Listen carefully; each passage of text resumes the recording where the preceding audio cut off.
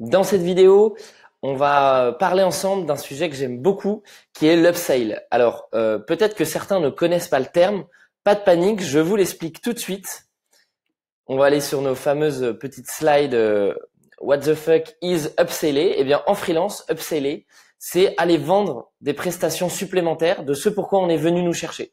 Je suis rédacteur web, on est venu me chercher pour 2 ou 3 articles sur un sujet. Eh bien, comment je fais pour soit vendre une prestation supplémentaire, donc pas forcément de la rédaction, mais quelque chose d'autre que je sais faire qui me permet de d'étendre un peu mes compétences et la vente de mes prestations, ou bien tout simplement j'essaye de vendre plus d'articles.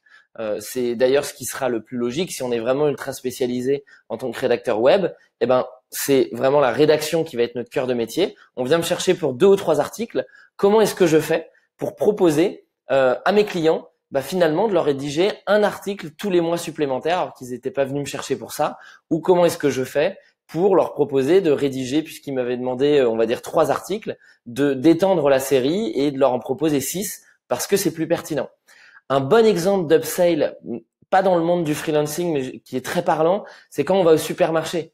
On va au supermarché pour acheter, peu importe, que ça soit une bonne bouteille de vin ou des pâtes et du gruyère. Enfin bref, on peut aller au supermarché pour acheter ce qu'on veut, mais généralement, on n'y va jamais pour acheter ce qu'il y a devant les caisses. Vous savez, quand on arrive aux caisses, eh bien là, on a des chewing-gums, souvent un magazine qui nous présente des choses dont on s'en fout un peu, mais on se dit il y a le programme télé et puis il y a machin qui a été interviewé. Enfin bref, moi j'en achète pas, mais s'ils sont là, c'est qu'il y a des personnes qui en achètent, des chewing-gums, des tic-tac, voilà. Je serais plus friand de ça que le magazine télé. En l'occurrence, c'est là. Généralement, on ne vient pas au supermarché pour acheter ça, mais bien souvent, il y a des personnes qui prennent à la fin à la caisse ces petites choses. Eh bien, c'est exactement ça de l'upsell, c'est-à-dire qu'on vient au supermarché pour acheter quelque chose et à la fin, de par la présentation, on nous suggère d'autres choses qu'on pourrait acheter qui pourraient nous plaire. Eh bien, c'est pareil en freelance, c'est réussir avec son client, bien sûr sans faire de la vente abusive, c'est essayer de lui suggérer d'autres prestations qu'on pourrait faire pour lui. Et alors, pourquoi c'est intéressant? Parce que l'upsell, c'est un moyen ultra efficace pour augmenter son CA, donc son chiffre d'affaires, stabiliser son activité et améliorer la relation client, en tout cas avec les clients qu'on a. Je vous explique tout de suite pourquoi. Upseller, il n'y a que des avantages. En tout cas, si on le fait bien, et c'est l'objectif de cette slide, donc tant mieux. Le premier avantage, c'est pour stabiliser son activité. Tout simplement parce que certains clients qui sont venus nous chercher pour une mission, eh bien en fait, en leur proposant régulièrement d'autres prestations, d'autres missions, eh bien on va être capable de transformer ces clients en one shot. Vous savez, on en parlait dans une vidéo avant, c'est-à-dire ces clients qui viennent travailler avec nous une seule fois, on essaye de les transformer en clients long terme. Et alors c'est simple, si on a des clients avec qui on a l'habitude de travailler régulièrement, tous les freelances dans votre entourage qui le font vous le diront, eh bien c'est beaucoup plus simple pour stabiliser son activité parce qu'on a un pool de clients qui va régulièrement venir nous demander de travailler avec nous. Et donc un client avec qui on travaille 2, 3, 4 fois, après quand il va vouloir retravailler sur le sujet qu'il nous avait donné, eh bien il va penser à nous en premier. Et donc au final, ça va nous faire des demandes entrantes de missions récurrentes. Voilà, ça c'est le premier avantage qui est quand même énorme puisqu'on est en freelance. On n'oublie pas qu'un des défauts par rapport au salariat, ça va éventuellement être l'incertitude. Et bien là, le fait de stabiliser son activité en upsellant, c'est un énorme avantage. Ensuite, on augmente son chiffre d'affaires. Tout simplement parce qu'un client qui vient nous chercher pour une mission qui va coûter 3 000 €, si on lui propose d'étendre la mission, si on lui propose d'autres options, eh bien on va passer ce panier de 3 000 €, cette prestation de 3 000 €, on va la passer peut-être à 4, 5, 6 000 €. Et donc finalement, le panier moyen par client, ce que dépense chaque client en venant nous voir, augmente. Donc automatiquement, avec le même nombre de clients, on augmente son chiffre d'affaires. Et puis ensuite, ça permet d'améliorer la relation client et c'est non négligeable. Encore une fois, on est en freelance, on n'a pas forcément de collègues. Ceux qu'on va voir, ça va être les personnes dans notre espace de coworking, mais aussi nos clients. Eh bien, en travaillant sur le long terme avec des clients, tout simplement, généralement, si les clients décident de rester avec nous et si nous, on leur propose des prestations supplémentaires, ça veut dire que ça se passe bien et donc on passe plus de temps avec ces personnes-là, la confiance s'installe encore plus, on a l'habitude de travailler ensemble, on commence à trouver des synergies, donc il n'y a que des avantages à travailler sur le long terme avec des clients qu'on aime bien, aussi bien pour ces clients-là que pour nous. Et donc on améliore cette relation client Et autant vous dire que si on améliore la relation client, en fait, ça vient rebondir sur les 2 premiers points. C'est-à-dire qu'ils ont encore plus envie de travailler avec nous, ce qui fait que ça stabilise encore plus l'activité et ça permet encore plus d'augmenter le chiffre d'affaires puisqu'on nous fait confiance et qu'on n'ira pas forcément voir ailleurs. Alors, qu'est-ce qui existe comme type d'upsell quand on est client, quand on est freelance, pardon. Alors, il y a les options supplémentaires. C'est-à-dire, vous avez eu la démo quelques vidéos auparavant. Quand on fait une proposition commerciale, quand on vient nous chercher pour une mission, on fait une proposition commerciale. Et cette proposition commerciale, vous l'avez vu, on peut rajouter des options supplémentaires. Ça, c'est de l'upsell. Donc, on voit le projet de base et on se dit, OK, ce projet-là, on pourrait rajouter ça ou ça.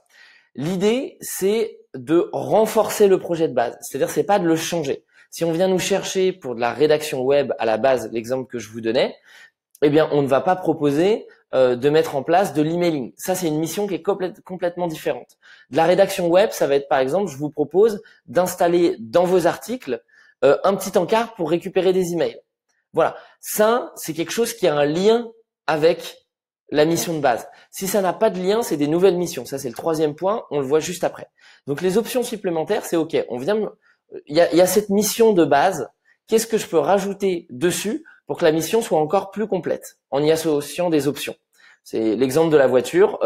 Là, l'idée, c'est pas de dire, vous venez chercher telle voiture, je vous propose d'acheter telle voiture et 3 vélos en plus. Là, l'idée, c'est plutôt de dire, vous venez acheter cette voiture, je vous propose la clim, une radio avec des enceintes qui sont super, les sièges en cuir, etc. Voilà, ça, c'est des options. On propose pas quelque chose en plus, on propose d'améliorer la mission de base. Généralement, pour tous les freelances, on peut trouver des options à rajouter. Ensuite, il y a la maintenance. Ça, c'est un autre type d'upsell. Ça veut dire que quand on a terminé la mission, on propose au client de régulièrement prendre soin de ce qu'on a fait pour que ça fonctionne toujours parfaitement. Donc, si j'ai fait un site internet, c'est de venir mettre en place les mises à jour. Voilà. Si je crée des sites internet comme Manon, qui est en freelance, c'est l'exemple qu'on vous donne tout au long de cette formation. Si je crée des sites internet, je propose tous les ans de venir ou tous les mois de venir faire les mises à jour des plugins, du thème que j'ai installé sur WordPress, etc., etc. De faire un petit tour et de mettre des alertes pour s'il y a un problème sur le site, je m'en occupe dans les 48 heures. Voilà. Ça, c'est quelque chose, c'est de la maintenance. Je vous donnais l'exemple de la rédaction web. La maintenance, ça va être un peu différent. C'est-à-dire que ça va pas forcément être de la maintenance. On peut proposer de dire, je repasse sur vos articles régulièrement, voir si ils ont été, si ce que j'ai mis est toujours d'actualité. Mais l'idée sera plutôt, quand on est rédacteur, de dire, je vous crée un article par mois qui vous permet de continuer à améliorer votre SEO et d'avoir du contenu à montrer à vos clients, à vos lecteurs. Donc là maintenant, c'est au long cours. C'est quelque chose de régulier où on se dit, OK, le projet, je l'ai mis en place et maintenant, je vais vous aider à faire en sorte que ça continue de fonctionner sur le long terme. Et puis ensuite, il y a les nouvelles missions. C'est-à-dire, le client vient nous chercher pour quelque chose et nous, on se rend compte en travaillant sur cette mission-là qu'il y a d'autres lacunes. Et donc là, on propose carrément d'autres missions. Et c'est ce que je vous disais, si on vient chercher une voiture chez un concessionnaire, les options, c'est de rajouter la clim. Mais ce concessionnaire, il pourrait aussi vous dire, attendez, moi j'ai un magasin de vélo juste à côté. La voiture, c'est bien, mais quand vous arrivez sur votre lieu de vacances, après, c'est mieux de se déplacer en vélo. Pourquoi pas des vélos? Sauf que ça, c'est quelque chose qu'on propose généralement après. On va intuitivement beaucoup plus penser aux options supplémentaires à la maintenance. Les nouvelles missions, là, on s'attaque à la stratégie globale de l'entreprise. C'est quand on la connaît un peu mieux. Donc, généralement, c'est quelque chose qui arrive après en type d'upsell que les options supplémentaires et la maintenance. Je peux vous donner un exemple. Après, je vous donne d'autres exemples, mais de nouvelles missions que j'ai récemment fait en copywriting avec une cliente. Elle était venue me chercher pour faire une page de capture, c'est-à-dire pour récupérer les emails. Elle a un petit programme qui est gratuit et l'idée, c'est de récupérer des emails.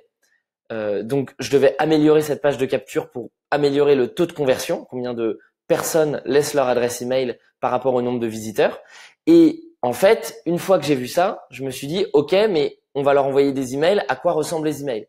Et j'ai vu que les emails, finalement, ils étaient encore un peu brouillons. Et donc, c'est pour ça que j'ai proposé une nouvelle mission, c'est de m'occuper de la série d'emails qui étaient envoyés lorsque les gens laissaient leur adresse email sur la page de capture que je venais de terminer. Voilà, donc on avait une page de capture sur un site internet, des emails c'est pas du tout la même mission, mais c'est parce que j'ai travaillé pour l'entreprise qu'à la fin, je me suis dit, OK, je m'y suis intéressé, j'ai discuté avec la cliente et j'ai réalisé qu'il y avait aussi une lacune sur les emails et que je pouvais proposer mes services. Alors, comment on le fait et quand est-ce qu'on le fait? Il faut savoir que tous les moments peuvent être exploités. Alors, tous. Encore une fois, je vous le dis après, mais dans la limite du raisonnable. Il ne faut pas faire les vendeurs de tapis. Tous les moments peuvent être exploités, c'est-à-dire que de la proposition commerciale jusqu'à l'infini. Pendant la proposition commerciale, c'est simple, c'est ce que je vous montrais dans la vidéo où on a rempli la proposition commerciale ensemble. On peut proposer des options pour compléter la mission de base. Donc, on a la proposition commerciale, on est venu nous chercher pour quelque chose et on rajoute à la fin de la proposition commerciale, bah écoutez, on n'en avait pas forcément discuté ensemble ou vous vouliez pas que je fasse ça de base, vous n'êtes pas venu me chercher pour ça, mais moi je vous propose cette option, cette option, cette option. La métaphore du supermarché, on arrive et on voit qu'à la fin, il y a d'autres possibilités qui ont l'air plutôt alléchantes. Pourquoi pas les prendre? Ensuite, pendant la mission, c'est-à-dire qu'on travaille sur la mission et on se dit, ah, mais tiens, ça, on n'y a pas pensé avant, mais finalement, pourquoi est-ce qu'on ferait pas ça? Donc en fait, on travaille sur la mission et on signale au client qu'il y a des améliorations possibles, qui n'étaient pas prévues dans le contrat de base. Donc ça sera des choses qui auront un coût supplémentaire parce que ça demandera du travail supplémentaire qui n'était pas prévu à la base. Mais pendant la mission, bien souvent, on se rend compte qu'il y a des améliorations possibles. Donc, comment est-ce qu'on fait? Parce que pendant la proposition commerciale, on le met dans sa proposition commerciale. On dit, il y a ça aussi qui est possible. Pendant la mission, c'est un peu différent. Là, l'idée, ça va être d'envoyer soit un petit email, soit quand on a son client de vive voix, que ce soit en face à face ou au téléphone, de lui parler de ce qu'on a vu et des suggestions, des idées qu'on a.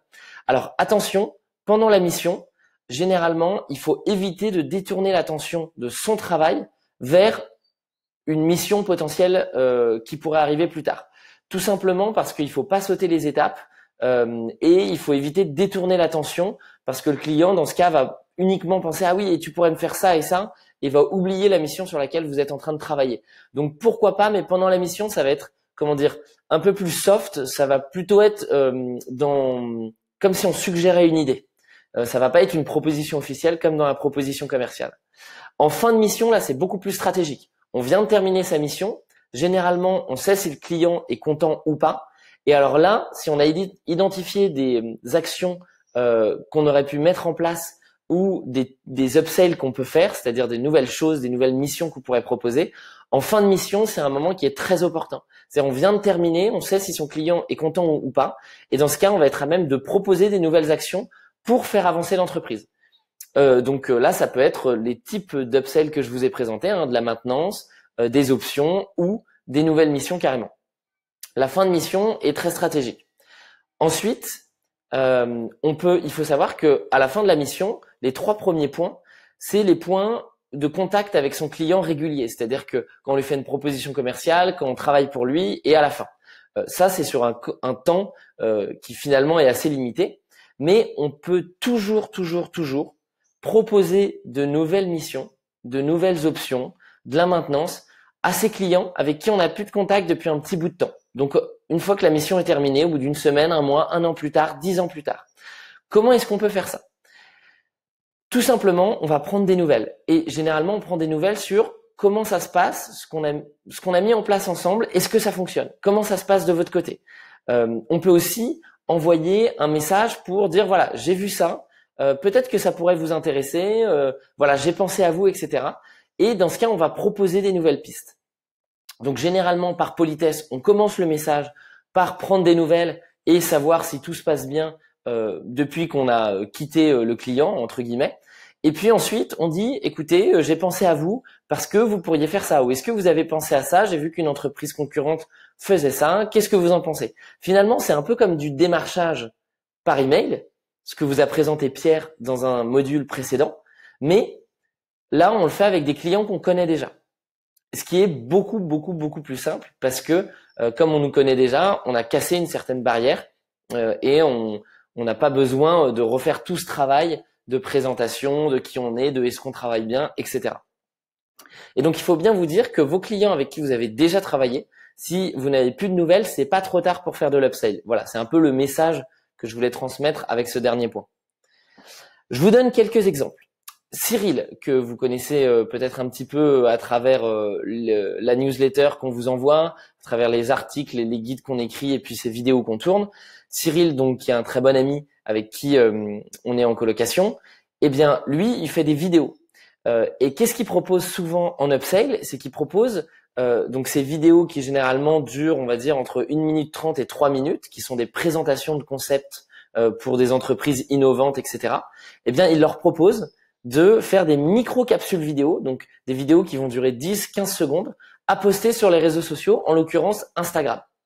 Et donc, à chaque fois que quelqu'un vient le chercher, pour faire une vidéo qui va être de 1 minute 30 à 3 minutes, lui il dit, je peux vous la faire, voici le prix, mais je peux aussi, si vous voulez, vous faire des micro-vidéos plus courtes que vous pourrez poster sur les réseaux sociaux, particulièrement sur Instagram, parce que je sais comment ça fonctionne. Manon, qui fait des sites vitrines pour les avocats, eh bien, qu'est-ce qu'elle peut proposer? Elle peut tout simplement dire, écoutez, moi je vous ai fait votre site vitrine, j'ai optimisé un peu ce qu'il fallait optimiser, mais maintenant je peux gérer votre SEO, je peux gérer votre référencement naturel et aller encore plus loin pour essayer de l'améliorer, puisque je connais par cœur comment se passe, comment est construit un site vitrine, puisque c'est moi qui l'ai fait. Bah maintenant je peux mettre les mains dans le cambouis aussi pour gérer votre référencement naturel. Pierre, qu'est-ce qu'il a l'habitude de faire? Eh bien, tout simplement, lui, il est plus dans une logique de maintenance, puisque des projets qu'il accompagne, ça n'a pas de fin. C'est-à-dire que c'est sous forme de coaching et c'est des projets qui peuvent tout le temps prendre 1 heure de consulting, de coaching avec lui toutes les semaines. Et finalement, tant que les projets avancent, eh bien, il y a des nouvelles problématiques qui arrivent. Et Pierre dit, je suis là, je suis dispo, on peut continuer d'en parler toutes les semaines. Voilà, donc là, ça va être de la maintenance. Moi, comme type d'upsell que j'ai fait il y a pas si longtemps que ça, dont je peux vous parler, je fais des interventions pour Ferrandi, qui est une école d'hôtellerie-restauration, pour le master spécialisé de Ferrandi Entrepreneur. Et je vais vous montrer l'email juste après. Généralement, il me demandait de venir une demi-journée, donc d'intervenir une demi-journée sur le copywriting, la communication digitale, pour des personnes qui n'y connaissent pas grand-chose et qui veulent lancer un projet ou qui ont déjà un projet dans l'hôtellerie et la restauration. Et donc, j'ai vu que c'était un peu court, une demi-journée, et donc j'ai fini par envoyer un email. Enfin, c'est que j'ai même suggéré en donnant en donnant ma petite présentation pour la transmettre à la promo auprès de laquelle j'étais intervenu. Eh bien, en fait, j'ai proposé, donc j'ai envoyé la présentation à celle qui gère tous les intervenants, et je lui ai dit, c'est vrai que c'est un peu court. Et à chaque fois on déborde, donc moi ça me dérange pas, mais est-ce qu'on pourrait pas passer sur un format un peu plus long et par exemple prévoir 2 interventions, donc l'équivalent d'une journée? Eh bien j'ai envoyé ce petit email, ce petit mot à la fin d'un email où je lui transmettais quelque chose de très classique. Et finalement, je peux vous montrer, j'étais assez content de recevoir cet email. Je dis il y a pas si longtemps que ça, mais en soi ça date quand même d'avril, où effectivement elle me confirme, vous pouvez voir dans l'email là. Elle me demande si je suis disponible du coup le 16 octobre 2020 toute la journée. Donc voilà, donc ça fait hyper plaisir parce qu'après elle met votre intervention a toujours beaucoup de succès. Mais finalement, au début quand je lui ai dit ça, elle m'a dit oui on peut rallonger votre intervention. Mais finalement elle s'est dit bah puisqu'il nous a proposé une journée, allez c'est parti, on fait ça une journée entière. Voilà, c'est juste un petit exemple pour vous montrer que on peut upseller à n'importe quel moment sans même, j'allais dire s'en rendre compte, mais il faut toujours l'avoir en tête et c'est un réflexe qui est bon à prendre de se dire comment est-ce que je peux faire avec les clients que j'ai déjà actuellement pour vendre plus parce que c'est toujours plus pratique et c'est toujours plus agréable.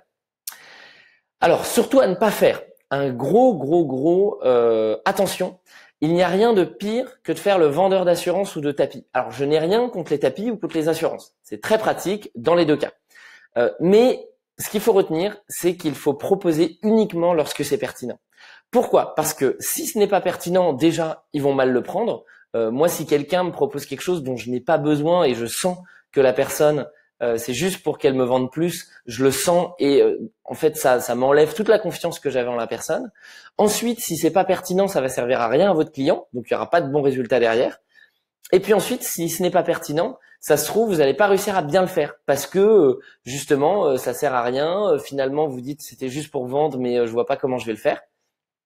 Et donc, vous allez rater votre upsell. Vous allez peut-être vendre, donc en soi réussir l'upsell, mais rater la mission derrière. qui est engendré par cet upsell. Et donc là, ça va casser tous les avantages que je vous ai présentés au-dessus. Si un client n'a plus besoin de vos services, eh bien c'est pas grave. Il en aura peut-être besoin plus tard, mais il vaut mieux se dire ok, là je n'ai rien à lui proposer, c'est pas grave. Je vais juste rester en contact avec ce client, mais je lui propose pas.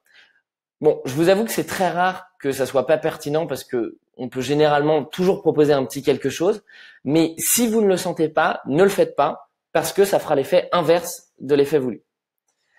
Donc par où est-ce que vous pouvez commencer? Eh bien, la première chose, c'est je vous conseille de réfléchir aux options que vous pouvez rajouter à vos services. C'est-à-dire, dès maintenant, vous vous dites, OK, moi, je fais ça comme spécialisation en freelance. Voilà ce que je fais comme mission. Qu'est-ce que je pourrais rajouter comme option supplémentaire quand on vient me chercher? Je fais des sites internet, je suis rédacteur, même peu importe, je suis architecte, toutes ces activités d'indépendant, on peut à chaque fois rajouter des petites options quand on vient nous chercher. On vient jamais nous chercher pour tout ce qu'on sait faire souvent. On vient nous chercher pour une action assez précise. Qu'est-ce qu'on pourrait rajouter en plus? Ensuite, c'est de réfléchir au process de fin de mission. Pourquoi? Parce que c'est le moment, je vous le disais, le plus stratégique pour proposer une suite et de nouvelles missions, de nouvelles options, de la maintenance. Donc voilà, c'est de se dire, ok, comment est-ce que je fais à la fin d'une mission pour proposer une suite à mon client? Est-ce que je crée un questionnaire pour lui demander s'il est satisfait? Est-ce que je prévois un appel de fin de mission pour justement, une fois que j'ai présenté ce que j'ai fait, prendre les feedbacks de mon client, lui demander si il ou elle est content, et puis ensuite lui suggérer des idées, des pistes d'amélioration. Bref, c'est ce moment-là, il faut essayer de se dire comment est-ce que je fais à ce moment-là pour lui suggérer les idées et essayer de faire de l'upsell. Et puis ensuite, il faut identifier les clients avec qui on veut continuer de travailler. Parce que forcément, des clients avec qui ça ne s'est pas bien passé, on ne fait pas de l'upsell. On ne le fait qu'avec les clients avec qui on le sent bien. Et là, quand je dis identifier les clients, je vous en parlais un peu, c'est non seulement identifier les clients avec qui vous travaillez actuellement, avec qui vous allez travailler dans le futur, mais aussi c'est les clients avec qui vous avez aimé travailler dans le passé et avec qui vous pouvez renouer contact pour vendre de nouvelles prestations, leur proposer de nouvelles missions. Et puis ensuite, une fois qu'on a fait tout ça, c'est-à-dire on sait ce qu'on peut proposer, on sait comment le proposer à la fin des missions, qui est le moment le plus stratégique, et qu'on a identifié les clients auprès de qui le proposer, eh bien, l'idée, c'est d'envoyer ces idées, ces recommandations, ces pistes qui sont susceptibles de les intéresser et de proposer, de discuter de la mise en place. C'est-à-dire de leur dire, est-ce que vous êtes disponible pour discuter de la mise en place de ces actions? Si ça vous intéresse, je peux vous proposer telle date. Voilà, c'est tout pour l'upsell, mais c'est quelque chose de très intéressant à mettre en place. Croyez-moi, il n'y a rien de plus satisfaisant que de travailler sur le long terme avec des clients. Non seulement c'est hyper agréable parce qu'on ne stresse pas, on a de quoi voir venir, mais en plus on crée des belles relations et on voit un impact encore plus gros chez ses clients. Donc je vous incite à foncer et à tout donner pour upseller pour vos clients.